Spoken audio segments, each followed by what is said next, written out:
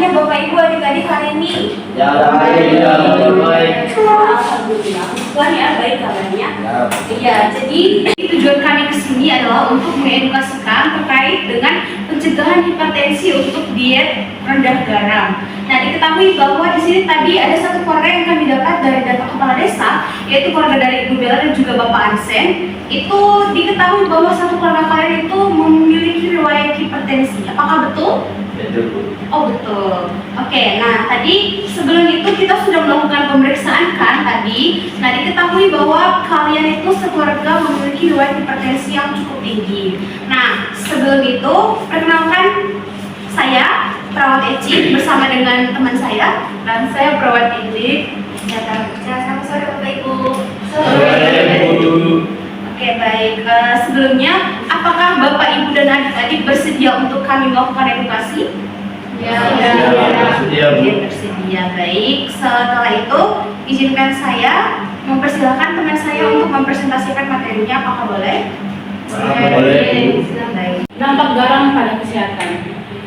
Garam itu mengandung natrium yang sangat penting dalam tubuh, tetapi konsumsi berlebihan dapat menimbulkan masalah yang beberapa. Pertama itu peningkatan tekanan darah, yang kedua kerusakan pembuluh darah, dan yang terakhir beban jantung. Baik, yang berikut saya akan memberikan waktu kepada teman saya untuk memaparkan materi. Mungkin Bapak Ibu tahu apa itu makanan atau jenis-jenis makanan yang tinggi garam. Mungkin bisa disebutkan.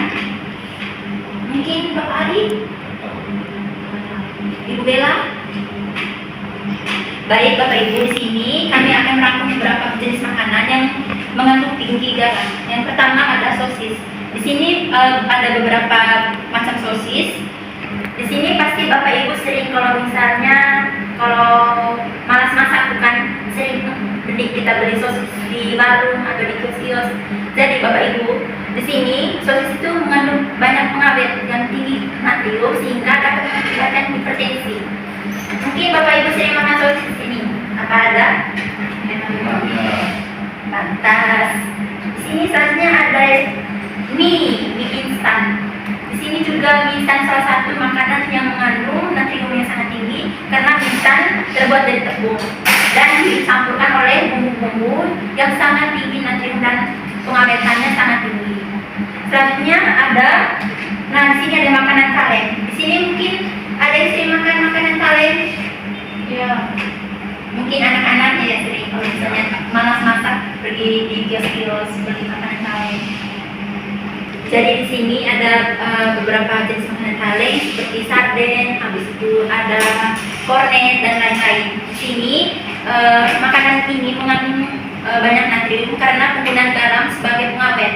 Jadi dampaknya bisa mengakibatkan hipertensi tinggi kepada ibu dan bapak sekalian. Baik Bapak Ibu, selanjutnya di sini ada sambal. Di sini mungkin Bapak Ibu sering makan bakso atau cilok. Masih sering kan? Bapak Ibu mungkin pernah berpikir, pernah mendengar isu-isu atau mitos kalau misalnya daging sapi dapat mengakibatkan hipertensi. Pastikan.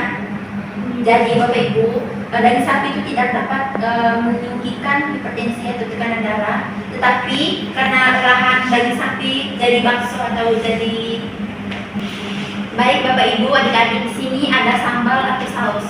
Mungkin adik-adik di sini kalau misalnya lapar ke sekolah beli kantin bakso atau cilok pasti sering kan. Tapi juga ada Bapak Ibu sering kalau misalnya dengan mitos kalau misalnya daging sapi dapat mengakibatkan hipertensi atau tekanan darah.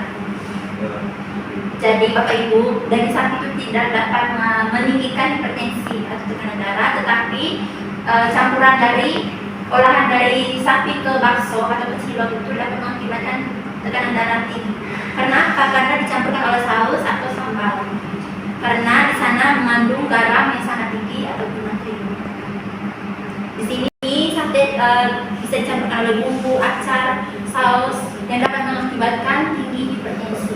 Jadi untuk Bapak Ibu diusahakan agar selanjutnya tidak sembarang memakan makanan yang instan ataupun olahan yang sangat tinggi natrium ataupun garam.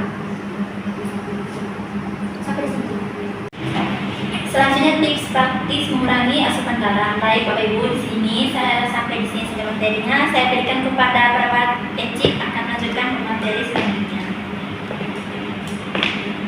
Bapak Ibu, tadi kan sudah dijelaskan sama perawat Ica dan juga perawat Indik terkait dampak dari garam bagi kesehatan, terus makanan apa saja yang mengandung tinggi natrium atau tinggi garam. Nah, dari materi tersebut, di sini saya perawat Eci akan menjelaskan bagaimana sih cara atau tips praktis untuk mengurangi asupan garam. Nah, yang pertama di sini membaca label makanan. Kalau misalnya ibu-ibu, bapak-bapak atau adik-adik membeli makanan atau jajanan di Indomaret, Alfamart ataupun supermarket, disarankan kalian itu harus mengecek komposisi dari makanan tersebut. Kayak semisal yang pertama kalian mengecek gulanya, terus apakah ada karbohidratnya atau tidak dalam makanan tersebut. Lalu yang paling penting adalah karena kita membahas terkait dengan konsumsi garam terkait dengan hipertensi, maka di sini kalian itu harus melihat tinggi natrium dari makanan tersebut. Contohnya, kalian tahu nggak makanan yang sangat tinggi natrium itu apa? Yang paling sering kita konsumsi setiap hari. Itu sering banget sih, intinya makanan tersebut, olahan tersebut itu ada ketika kita makan sate. Ada yang tahu nggak? Tidak tahu ya? Padahal itu gampang banget. Kecap. Tahu tidak tinggi natriumnya berapa? Tidak. Nah, untuk just say to know aja, jadi kecap asin itu sangat tinggi natrium, Bapak Ibu dan adik-adik yang terkasih. Tinggi natriumnya itu hampir 300 mg. Jadi kalau kalian konsumsi kecap selama sehari full, itu hipertensi kalian itu akan mengalami hipertensi yang sangat tinggi. Jadi disarankan untuk tidak mengonsumsi kecap berlebihan. Dan juga tadi perawat Ica sudah menjelaskan makanan-makanan apa saja yang tinggi dengan garam. Contohnya tadi sosis dan juga bakso ataupun cilok dan lain-lain. Oke, tips yang selanjutnya itu adalah memasak sendiri. Memasak sendiri ini, Bapak, Ibu, dan adik-adik, itu sangat penting untuk kita lakukan di rumah. Nah, sebelum itu, saya ingin bertanya dulu kepada Ibu Bella, selaku ibu rumah tangga pada keluarga ini. Bagaimana Ibu Bella, apakah Ibu sering memasak makanan junk food? Atau apa sih yang sering Ibu masak di rumah Ibu tuh? Ayam kecap. Ayam kecap? Wow, ayam kecap. Barusan saya menjelaskan kalau kecap itu sangat tinggi natrium kan, Bu? Oh, wow. Jadi, kalau boleh tahu, Ibu tuh seringnya masak sayur apa, Bu, di rumah? Hampir gak pernah makan sayur karena suami gak suka. Oh, begitu. Terus kalau buahnya itu apakah sering diberikan, Bu? Enggak. Oh, enggak juga. Oke, baik. Disarankan ya, Bu ya. Ini nanti untuk selanjutnya disarankan supaya lebih sering lagi untuk memasak sayur. Kalau semisal Bapak Ansen nggak suka sayur wortel, silakan masak sayur kangkung. Kalau nggak suka sayur kangkung, masih banyak sayur lain lagi. Pasti dari semua sayur itu ada salah satu aja yang mereka suka. Tapi Ibu, Ya. kan semua masakan itu kan ada kandungan garamnya itu kan ya. Iya. Terus itu cara menguranginya itu gimana? Cara menguranginya ya? Iya. Oke, baik. Terima kasih untuk pertanyaannya Adik Fujia, bagus sekali. Disarankan untuk Ibu Bella sebagai rumah tangga yang akan memasak sayur untuk sekeluarga, itu nanti kalau misalnya masak sayur itu diusahakan garamnya itu jangan terlalu banyak, Bu. Jadi kayak kalau konsumsi garam itu minimal minimal setengah sendok makan saja. Begitu. Apakah ada pertanyaan lagi adik-adik? Udah cukup. Oh, udah. Baik. Kita lanjut ya. Nah, ini nih pentingnya dukungan keluarga. Selain dari mengonsumsi buah-buahan dan juga sayuran, pentingnya dukungan keluarga itu untuk mencegah hipertensi itu juga sangat penting. Terutama untuk kedua orang tua. Jadi kedua orang tua ini justru mereka lah yang berperan penting dalam mencegah terjadinya hipertensi pada anak-anak mereka. Jadi kayak sebagai Bapak Ansen, kita perhatiannya sebentar, Pak. Nah, Bapak Ansen dan juga Ibu Bella, untuk selanjutnya kalian itu harus bisa mengatur makanan dan minuman yang dikonsumsi oleh anak-anak kalian. Jadi kayak kalian itu harus membatasi makanan juga minuman yang dikonsumsi anak-anak kalian supaya tercegah terjadi hipertensi.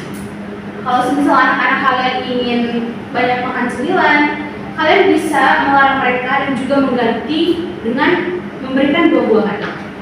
Apakah bisa sampai sini? Bisa, Bu. Bisa. Oke, baik, terima kasih.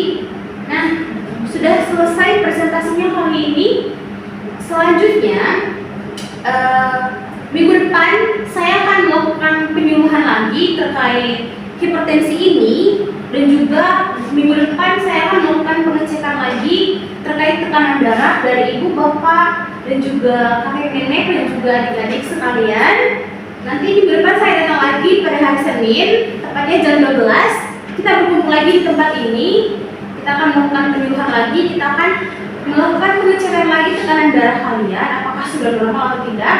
Dan diharapkan untuk Ibu Bella dan juga Bapak Ansen supaya mendengarkan dan menerapkan apa yang telah saya presentasikan tadi. Apakah mengerti? Permisi, boleh tanya nggak? Boleh, silakan. Kalau misalnya orang tuanya susah untuk diingatkan itu gimana ya?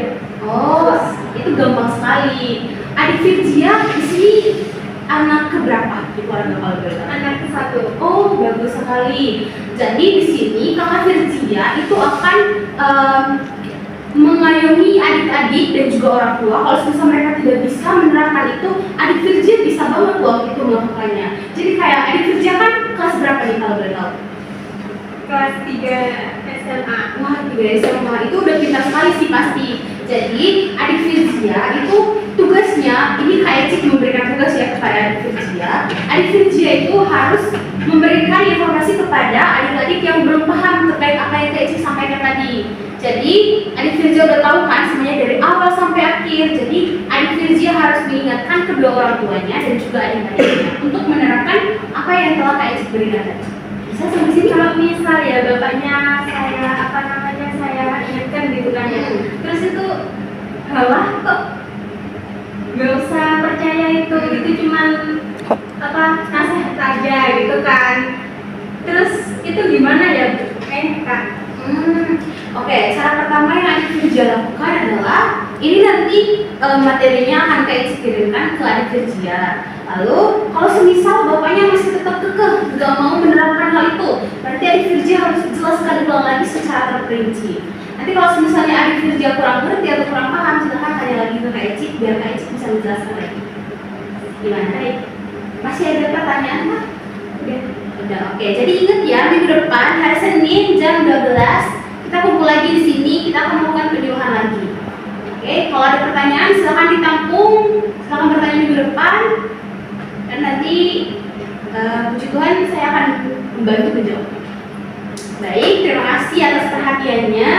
Saya Perawat Eci dan juga Perawat Intip dan Perawat Ica akan pamit undur diri. Terima kasih untuk perhatian Bapak Ibu dan adik-adik. Sekian dan terima kasih. Mohon maaf bila ada kata atau kesalahan pengucapan yang saya katakan. Selamat siang dan sampai jumpa minggu depan ya. Terima kasih. Terima kasih, Bu.